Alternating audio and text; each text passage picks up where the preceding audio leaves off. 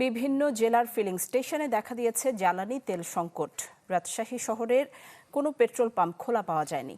গাড়ি ও মোটরসাইকেলে তেল না পেয়ে এক পাম্প থেকে অন্য পাম্পে ঘুরছেন চালকরা।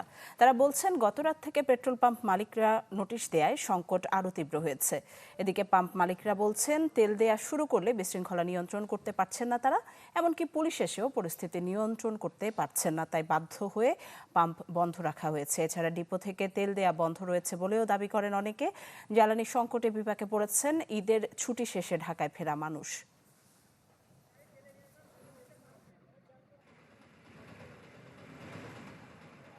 একটা পেট্রোল পাম্পে খোলা নাই, মানে খোলা আছে কিন্তু সবাই বলছে তেল নাই তেল নাই। আমি এ পর্যন্ত সকাল থেকে 4টা পাম্পে গেছি, সবগুলো সিলগালা করে রাখছে, একটাতেও তেল দিচ্ছে না। তেল নিয়ে অনেক বিড়ম্বনা যে আমরা যখনই আসি দেখা যাচ্ছে যে সর্বোচ্চ 200 বা 300 টাকা দেয়, যা দিয়ে আমাদের আসলে চলে না। যে গাড়িগুলা অতিরিক্ত গাড়ি আসছে, যেহেতু আশেপাশের পাম্প বন্ধ, তো তারা ওই পাম্পের কাস্টমারগুলো আমাদের এখানে ঢুকছে, যার কারণে আমরা কভার করতে পারছি না। কৃষকের অনেক তেল লাগে, সেই তেল আমরা দিতে পারতেছি না।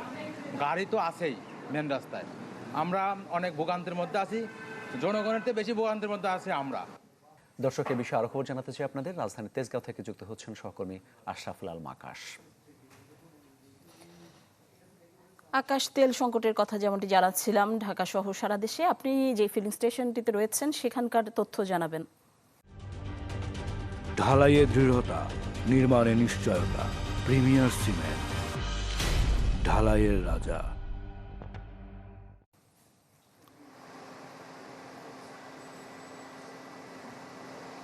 নিশি, মূলত তিনটি বিষয় এখানে খুবই গুরুত্বপূর্ণ। যেমন মধ্যপ্রাচ্যের দেশগুলোতে যেমন যুদ্ধময় সংঘাত পরিস্থিতি রয়েছে, সেটির কারণে যেমন সারা দেশে সহ বিশ্বের বিভিন্ন জায়গায় তেলের সংকট রয়েছে। এর বাইরে যদি বাংলাদেশের পরিস্থিতি বলি, বাংলাদেশের যতটুকু আসলে পেট্রোল পাম্পগুলোতে তেলের সরবরাহ দরকার, চাহিদা অনুযায়ী কিন্তু সরবরাহ পাচ্ছে না। ঈদের আগে যতটুকু পেয়েছিল, পেট্রোল পাম্প মালিকরা আশা করেছিলেন যে ঈদের পরে সরবরাহ স্বাভাবিক হবে, কিন্তু তার বিপরীত হয়েছে রাজধানীতে। আমরা গত 2 দিন পর্যন্ত দেখেছি যে বেশিরভাগ পেট্রোল পাম্প কিন্তু বন্ধ ছিল শুধুমাত্র তেল না থাকার কারণে। আর আজকে সকাল থেকেও বন্ধ ছিল অনেকগুলো পেট্রোল পাম্প, যা ধীরে ধীরে এখন কিছুটা খুলছে বলা যায়। কারণ এখন যে পেট্রোল পাম্পে আছে আমরা তেজগাঁও এলাকার, সেটিও কিন্তু সকাল থেকে বন্ধ ছিল। ঘণ্টাখানিক আগে কিন্তু তারা তাদের এই পেট্রোল পাম্পটি খুলতে পেরেছে তেল আনার পর। সরবরাহ যদি ঠিক রাখতে পারে সেই হিসেবে এই বিষয়গুলো কমে আসবে। আরও একটি বিষয় মালিকদের পক্ষ থেকে আসলে এখানে বলা হচ্ছে, সেটা হচ্ছে আগামীকাল থেকে যখন ব্যাংক খুলবে তখন তাহলে তারা পে অর্ডারগুলো পাবে আসলে। কারণ তারা যে তেলগুলো সরবরাহ করে সেগুলো কিন্তু ব্যাংকের পে অর্ডারের মাধ্যমেই তাদের সরবরাহ করতে হয়। সেই হিসাবে কালকে থেকে যখন সরকারি যে অফিস থেকে শুরু করে ব্যাংক পাড়া যখন খোলা হবে, তখন থেকে আসলে এই বিষয়টা আরও স্বাভাবিক হবে বলে তারাও আশাবাদী। ধন্যবাদ আকাশ আপনাকে। আমরা বিজয় সরণি থেকে দেখতে পাচ্ছি সুলতান মোহাম্মদ আরিফ যুক্ত হয়েছেন। হ্যাঁ, তার কাছে যেতে চাই। আরিফ, কি অবস্থা বিজয় সরণিতে? দেখছেন দীর্ঘ সারি দেখা যাচ্ছে, মানুষ তেল পাচ্ছেন ঠিকঠাক?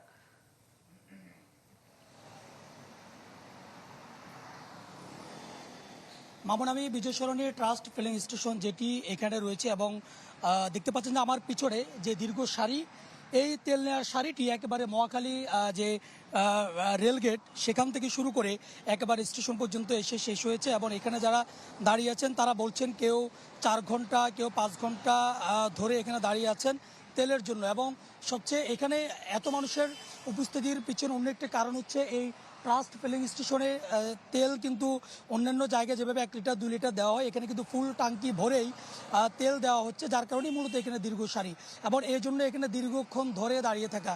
এর বাইরে আমরা বেশ কয়েকটি ফিলিং স্টেশনে আমরা ঘুরেছি, রাজধানীর বিভিন্ন জায়গায় আমরা গিয়েছি।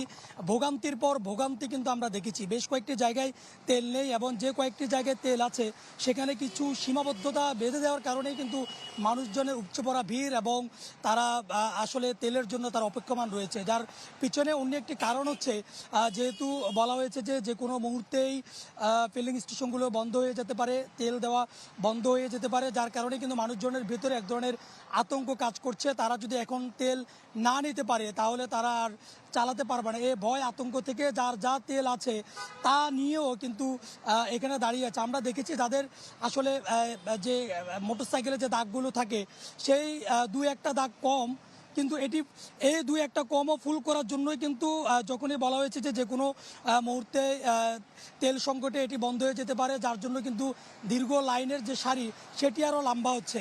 সব মিলে বলা যায় যে এক ধরনের হয়রানিতে আছে এবং অপরদিকে স্টেশনগুলোতে তেল নেই, সে ভোগান্তির পিছনে কারণে কিন্তু তারা জানাচ্ছেন যে তেলের চাহিদা যদি স্বাভাবিক হয় এবং তেল যদি স্বাভাবিকভাবে এখানে থাকে, মজুদ থাকে, তাহলেই মূলত এই দীর্ঘ লাইন বা দীর্ঘ সারি এটা কমবে এবং অপরদিকে দীর্ঘ লাইনের যে ভোগান্তি সেটিও কিন্তু রয়েছে।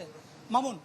আরিফ, ধন্যবাদ আপনাকে। নিশ্চয়ই এই পর্যায়ে আমরা একটু ঢাকার বাইরের পরিস্থিতি দেখে আসতে চাই। চট্টগ্রাম চট্টগ্রাম থেকে থেকে যুক্ত হয়েছেন সহকর্মী রনি দত্ত। রনি, ঢাকার খবর যেমনটি জানছিলাম আমরা, 4-5 ঘন্টা দাঁড়িয়ে থেকেও তেল পাচ্ছেন না। এখন আপনি চট্টগ্রামে কি অবস্থা দেখতে পাচ্ছেন, সেখানকার খবর জানাবেন। নিশি, চট্টগ্রামেও আমরা দেখছি বিভিন্ন যে পেট্রোল পাম্পগুলো রয়েছে সেখানেও কিন্তু মানুষের ভিড় রয়েছে। মানুষের মধ্যে এক ধরনের আতঙ্ক রয়েছে যে তেল না পাওয়ার। আমি একটু যদি দেখাই, আমি এখন আছি চট্টগ্রামের গনি বেকারি এলাকায়। এখানে কিন্তু অনেকেই দাঁড়িয়ে আছেন, প্রায় ঘণ্টাব্যাপী দাঁড়িয়ে তারা কিন্তু তেল সংগ্রহ করছেন। এখানে তেলের একটা দীর্ঘ একটি লাইন কিন্তু এখানে হয়ে গেছে। তো যে বিষয়টি আসলে হচ্ছে কি, মানুষের মধ্যে এক ধরনের আতঙ্ক রয়েছে, যে আতঙ্কটি হচ্ছে যে তেল হয়তো পরবর্তীতে পাওয়া যাবে না। সেই একটি আতঙ্ক থেকেই অনেকে কিন্তু এখন তাদের যে সীমাটা রয়েছে তাদের তেল ধারণে, সেই যানবাহনে সেই তেল ধারণের সক্ষমতার পুরোপুরি তারা আসলে সেটিকে নিয়ে রাখার জন্য আসলে চেষ্টা করছেন। তো এটি এক ধরনের এই আতঙ্ক যেটি রয়েছে সেটি কিন্তু মানুষের মধ্যে আতঙ্কের কারণে এটা একটা তেলের যে একটা চাহিদা সেটি কিন্তু বেড়ে গেছে। এবং আমরা আরো এই পাশাপাশি আরেকটা বিষয় রয়েছে যে যেসব ডিপো থেকে আসলে তেল সংগ্রহ করা হয়, এখানে ডিলাররা তেল সংগ্রহ করেন, সেখান থেকেও কিন্তু তেলের যে সীমাটা আবার নির্ধারণ করে দিয়েছেন। তো তেলের সীমা যেহেতু নির্ধারণ করে দিয়েছেন, তাহলে এই ডিলারদের যে চাহিদা, সেই চাহিদার তুলনায় তারা আরো কম পাচ্ছেন। আমাকে যেটি বলেছেন তারা অর্ধেক তারা কিন্তু আসলে তেল পাচ্ছেন। তো যে কারণে তাদের মধ্যে তারাও কিন্তু তেল যতটুকু আছে ততটুকু তারা আসলে যে দিবেন, জ্বালানি ততটুকু তারা দিবেন। আমরা এর মধ্যে দেখেছি অনেকগুলো প্রতিষ্ঠান তাদের যে জ্বালানি না থাকার কারণে তারা কিন্তু ইতিমধ্যে পেট্রোল পাম্পগুলো তারা বন্ধ রেখেছেন, এবং যেগুলোতে চালু রয়েছে সেগুলোতে আসলে মানুষ আসলে বেশি ভিড় করছে। এক্ষেত্রে জ্বালানি যদি সঠিকভাবে দেওয়া হয় এবং সরবরাহ করা হয়, তাহলে তেলের এই যে সংকট সেটা কিন্তু থাকবে না। তো এই ছিল এখানকার সবশেষ অবস্থা। নিশি। রনি, ধন্যবাদ আপনাকে। আমরা দেখতে পাচ্ছি নারায়ণগঞ্জ থেকে আহসান সাদিক আমাদের সাথে যুক্ত হয়েছেন। চলে যেতে চাই তার কাছে। আহসান, অন্যান্য পাম্পগুলোতে গ্রাহকদের দীর্ঘ সারি দেখা যাচ্ছে, আপনি যেখানে আছেন সেখানে অনেকটাই ফাঁকা, কারণ কি তেল নেই নাকি গ্রাহকদের আসলে সমাগম কম?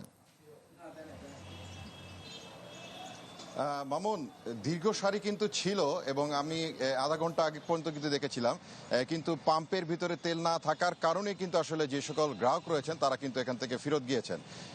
তো আরেকটি তথ্য জানাই যে সকল ডিপো রয়েছে সেই সকল ডিপো থেকে আসলে তেলের সরবরাহ না থাকার কারণেই কিন্তু আসলে নারায়ণগঞ্জে মূলত তেলের ঘাটতিটা দেখা যাচ্ছে। এবং সেই সাথে যে আরেকটি বিষয়, যে পাম্প মালিকরা যিনি জানাচ্ছেন যে আসলে মূলত চাহিদার অতিরিক্ত তেল বেশ কয়েকদিন ধরে সংগ্রহ করার কারণেও কিন্তু আসলে মূলত তেলের ঘাটতিটা রয়েছে। একটু সংযুক্তি করতে যাই একটি পেট্রোল পাম্পের মালিকের সাথে, একটু বলবেন যে জ্বালানি তেলের সর্বশেষ কি অবস্থা বা কোনো ঘাটতি আছে কিনা আপনাদের? আমাদের কাছে এখন তো ঘাটতি মানে বন্ধ থাকার কারণে, ব্যাংক বন্ধ থাকার কারণে অনেক জায়গায় ব্যাংকের পে অর্ডার করতে পারে নাই, ডিপুতে তার যে চাহিদা পরিমাণ তেল তার সেটাও সে তুলতে পারে নাই, যেহেতু ঈদের বন্ধের জন্য 2 দিন ব্যাংক বন্ধ ছিল।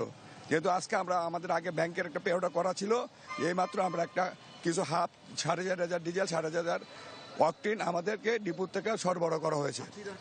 ঘাটতির কারণ এখনকার লোকেরা যার 10 লিটার তো 2 লিটার দরকার, সে 10 লিটার 15 লিটার 20 লিটার তার চাহিদার অতিরিক্ত সে নিয়ে নিতেছে, যার কারণে মানে একটা ক্রাইসিস সৃষ্টি করার চেষ্টা করছে। আসলে এরকম কোনো ক্রাইসিস নাই। যদি তারা যে পরিমাণ দরকার সেই পরিমাণ যদি তারা ইউজ করতো তাহলে আর এই জিনিসটা দেখা যেত না, সম্ভব। কিন্তু ইনশাল্লাহ কিছুদিনের মধ্যে এটা স্বাভাবিক হয়ে যাবে। আপ্রাণ চেষ্টা করতেছে ডিপো সুপারিনটেন্ডেন্ট তাদের ঈদের ছুটি বাদ দিয়া, তাদের পরিবারকে ঈদ বাদ দিয়া তারা ডিপুতে এই ডিউটি করতেছে, অথচ আজকে তাদের ছুটি, কিন্তু তারপরও তারা এই ডিউটি করতেছে। সমস্ত কোম্পানিগুলি, তেল কোম্পানিগুলি অফিসাররা এখনো তাদের এই অফিসে বসে রয়েছে। জি, ধন্যবাদ। তো বলা যায় এসব নারায়ণগঞ্জ থেকে এই ছিল জ্বালানি তেলের সর্বশেষ পরিস্থিতির খবর। ধন্যবাদ আপনাকে। ঢাকা এবং ঢাকার বাইরে থেকে জ্বালানি তেল সরবরাহের বিষয়ে জানাচ্ছিলেন আমাদের সহকর্মীরা।